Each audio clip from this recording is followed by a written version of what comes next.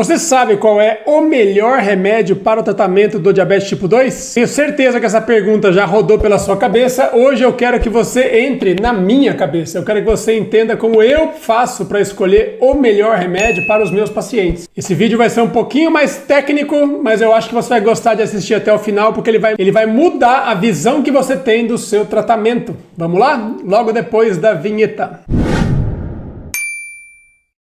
Fala pessoal, saudações metabólicas, aqui é o Guilherme Marquezini, eu sou médico endocrinologista e este é um canal sobre a reversão do diabetes tipo 2. É possível nós alcançarmos melhores resultados com menos medicamentos, tem gente que chama isso de reversão do diabetes, tem gente que chama de remissão. De qualquer forma, eu acho que esse assunto te interessa. Essa é aquela hora boa para dar um like no vídeo e também para já seguir o canal e aproveitar nossos vídeos semanais. Tem semana que é 2, tem semana que é 3. Estou tentando fazer 3 por semana para vocês. Aliás, estou precisando de sugestões, então você já escreve aqui embaixo que assunto eu deveria abordar no próximo vídeo. Vamos falar sobre qual é o melhor remédio para o diabetes? Começar do começo, então. Quando a gente pensa em melhor remédio para o diabetes, tem uma certa armadilha para você. Você precisa começar a olhar isso de uma maneira um pouquinho mais ampla. O que significa o melhor remédio para você? Eu pergunto muito sobre isso para as pessoas e eu escuto as mais variadas respostas. É bem interessante. A resposta mais comum é a pessoa falar assim: bom, o melhor remédio para diabetes é aquele que mais abaixa a glicose. É uma resposta bem razoável, né? Já que a marca da doença é a glicose alta, faz sentido imaginar que se ela baixa bastante a glicose, poderia ser uma excelente opção. Mas eu poderia provocar um pouquinho mais. Eu podia perguntar para você, mas você quer um remédio que abaixe mais a glicose em jejum quando você mede? Ou você quer um remédio que abaixe a glicada? Tem gente que fala que o melhor remédio é aquele que é barato. É aquele de preferência até que tenha no posto. Se for de graça, tá bom. Eu já escutei até quem acha que o melhor remédio é o mais facinho de tomar. É o menorzinho, pequenininho. Tudo bem, pode ser o seu critério. Mas eu acho que a gente precisa ter outros. Então, eu andei pensando bastante sobre isso. Vamos tentar clarear essa questão aqui, ó. Quando a gente pensa no melhor remédio,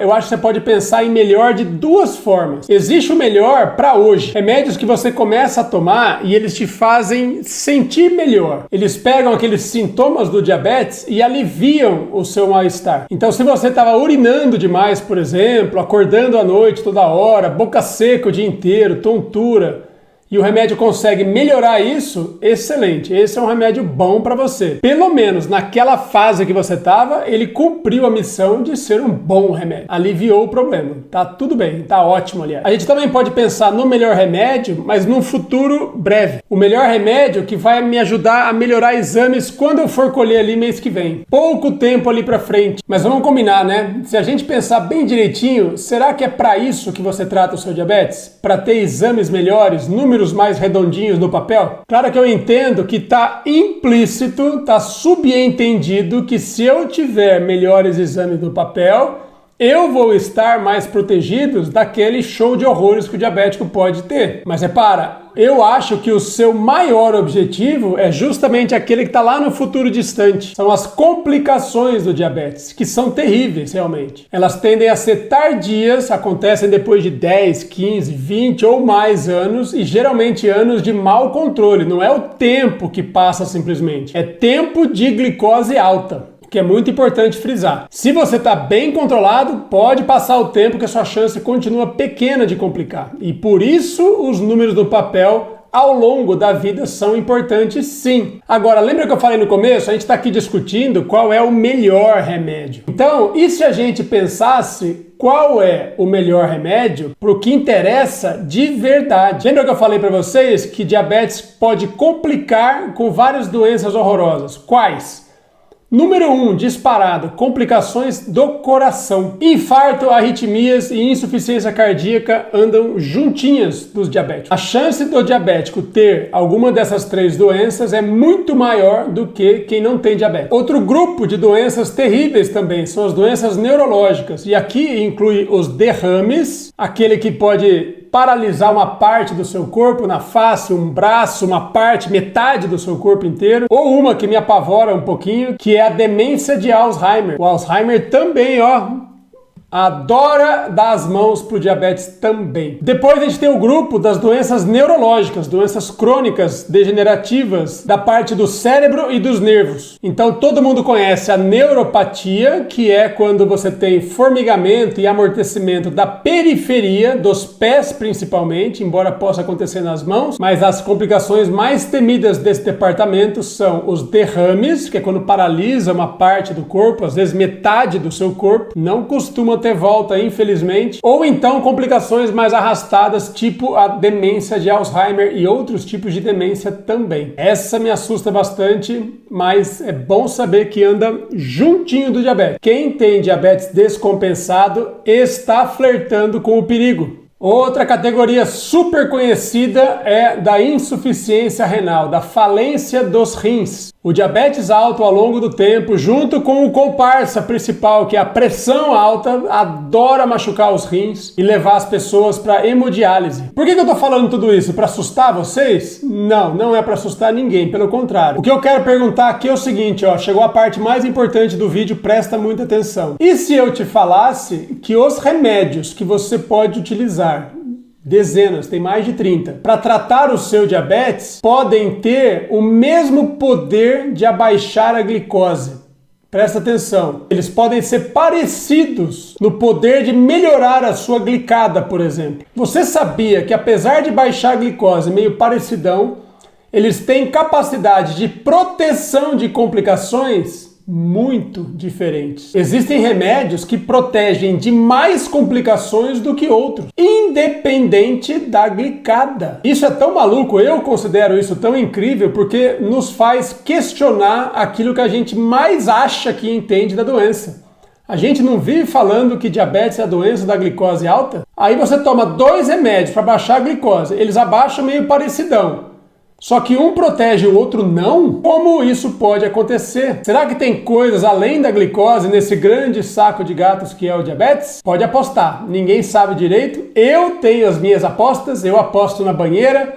Eu acho que a banheira é o grande determinante dessas diferenças e, inclusive, pode explicar por que certos remédios funcionam melhor do que outros. Então vamos entender essa coisa aqui direito. Eu não estou dizendo que não precisa baixar a glicada. Não é isso. É muito importante o controle metabólico todo. Baixar a glicada, controlar a pressão, triglicérides, ácido úrico, esteatose, tudo isso é sinal de encrenca, todos devem ser atacados, tá? Agora, a forma de fazer isso, quais remédios você vai acionar para te ajudar, pode fazer a diferença. Eu vou terminar esse vídeo daqui um pouquinho, eu vou citar algumas dessas medicações e depois eu prometo aprofundar um por um em detalhes para a gente ter uma ideia bem mais clara, combinado? Já vou falar aqui do meu campeão, do meu favorito, desde que a gente possa utilizar, não é para todo mundo. Mas existe uma categoria de medicamentos que consegue reduzir risco de infarto, reduzir e proteger a função dos rins, reduz a taxa de progressão para hemodiálise. Principalmente, ele conseguiu uma façanha que poucos comprimidos na história da medicina conseguiram, que é você dar um comprimidinho para um diabético e ele lá no futuro acabou morrendo menos do que quem não tomou. Olha, é difícil ter um remédio que consiga fazer isso. Essa classe conseguiu. Melhor do que a metformina, melhor do que a glimepirida, melhor do que a glibenclamida, melhor do que os inibidores de DPP-4, melhor do que a pioglitazona. Conhece todas essas classes que eu falei aqui? Eu dei uma passada geral em várias, hein? Essa classe são aquelas medicações que desperdiçam glicose na urina. O nome técnico delas são os inibidores da SGLT2. Me desculpa, não fui eu que dei o nome, é um nome horroroso, mas é assim que é. Também conhecidas como gliflosinas. Aqui no Brasil a gente tem 3 representantes dessas medicações. E eu vou falar para vocês aqui rapidinho, a gente vai se aprofundar mais no próximo vídeo, mas eu vou falar os nomes comerciais que a gente encontra esses remédios na farmácia. Invocana, Jardiance e Forxiga. E existem mais combinações deles com outros remédios no mesmo comprimido para vender também. Então os nomes podem mudar ainda mais, tem outras opções. Mas essas 3 medicações que são da mesma classe e agem praticamente do mesmo jeito, Vamos dizer que estão na moda. Estão na moda por um bom motivo. Elas têm provado que merecem ter o seu lugar ao sol e devem estar entre as primeiras opções no seu tratamento, desde que o seu médico considere seguro dar essas medicações para vocês. Como tudo nessa vida, nem tudo são flores, não existem só os efeitos bons dos remédios, existem também efeitos colaterais. Essa medicação, embora seja protetora para essas coisas que eu acabei de falar, ela aumenta a chance de uma complicação que é potencialmente grave, até fatal, chamada cetoacidose diabética. Quem é que costuma ter cetoacidose quando toma esse remédio? Quem está com glicada alta, descompensado, com diabetes lá nas alturas, perdendo peso, diabéticos magros e com muito tempo de doença. O diabético magrinho não deve arriscar e dar mole com essa medicação. O seu médico tem que julgar se vale a pena correr o risco, porque às vezes você está olhando no benefício lá no futuro e complica amanhã, aqui agora. Então, muito cuidado para esse tiro não sair pela culatra. Você precisa ter a indicação e o acompanhamento do seu médico. Além disso, o mecanismo de ação desses remédios é desperdiçar glicose na urina. Isso é importante para todo mundo, porque se você não fizer uma higiene muito detalhada na hora do xixi, se ficar uma gotinha de xixi doce ali para trás, na região genital, que é quentinho, que é úmido, que é escurinho, você aumenta muito a chance de ter uma infecção fúngica, uma cândida genital, que nos homens já é chato porque arde, descama e esfarela ali a ponta do peru, mas nas mulheres pode dar uma candidíase vaginal braba, coceira, corrimento, ardência. Eventualmente pode virar uma infecção ou pode virar uma infecção urinária também. É muito importante que seu médico indique essa medicação. Não pode ser usada em quem usa fralda, não pode ser usada em quem perde urina quando tosse, quando pega peso, entendeu? Tem que ter muito critério. Mas enfim, qual é a grande lição desse vídeo aqui? Nem todos os remédios são iguais. Sabe o que é mais interessante? Que eu acho o mais incrível disso tudo. Essa classe que eu acabei de falar, das glifosinas, não são as mais potentes em abaixar a glicose. Pelo contrário, são bem sem vergonhas, inclusive. Abaixa a glicada em meio ponto, 0,6, 0,7, pouco. Não são potentes. Tem remédio muito mais potente do que elas.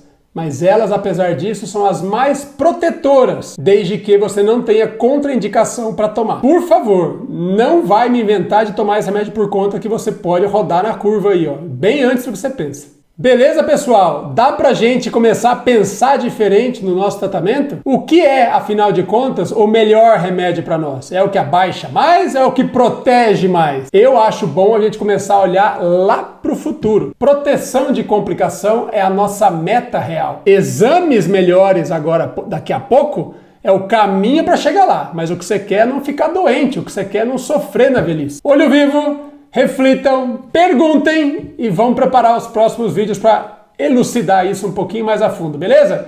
Quem gostou, por favor, dá uma curtida, né? Duvido que você já viu um vídeo tão bom sobre esse assunto. Brincadeira, pode até ter visto, mas eu mereço um joinha só pela modéstia. Credo. Hora de deixar o like pro vídeo aqui, ó. Aposto que teve muita novidade aqui para você, hein?